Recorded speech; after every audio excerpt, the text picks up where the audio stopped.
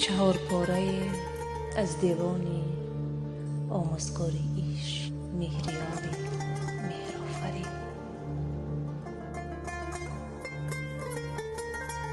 با نام دلسرشت، با صدای ناهید مهرجوی.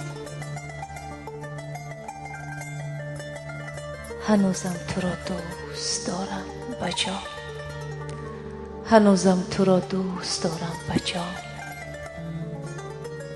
هنوزم تو را می پرستم نهان. دلم را سیرشتند با عشق تو، دلم را سیرشتند با عشق تو،